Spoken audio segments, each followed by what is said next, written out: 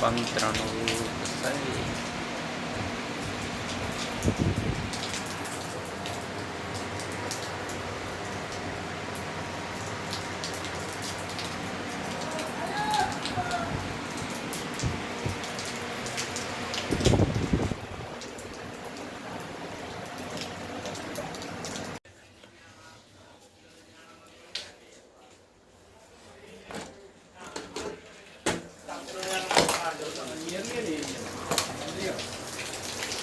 അതായത് റിക്വസിഷനിലെ ഇയർലിയാണ് ചേഞ്ച് ആവണം.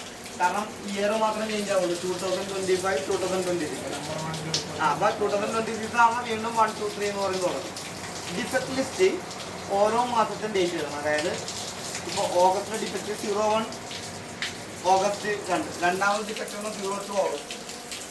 സെപ്റ്റംബർ ഇപ്പൊ ഓഗസ്റ്റിലെല്ലാം കഴിഞ്ഞാൽ ഇനി സെപ്റ്റംബറിൽ അറേഞ്ച് ചെയ്യുമ്പോൾ 01 സെപ്റ്റംബർ 2025.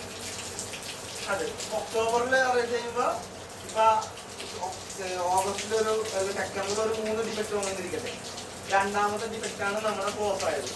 അപ്പൊ നമ്മൾ രണ്ടാമത്തെ ഡിഫക്റ്റ് മാത്രം മാറ്റിയിട്ട് നെക്സ്റ്റ് മാസത്തിൽ നമ്മൾ ഇതൊക്കെ വീണ്ടും കോപ്പി ചെയ്യണം. അപ്പൊ അതിൽ 01 03 വരും. 02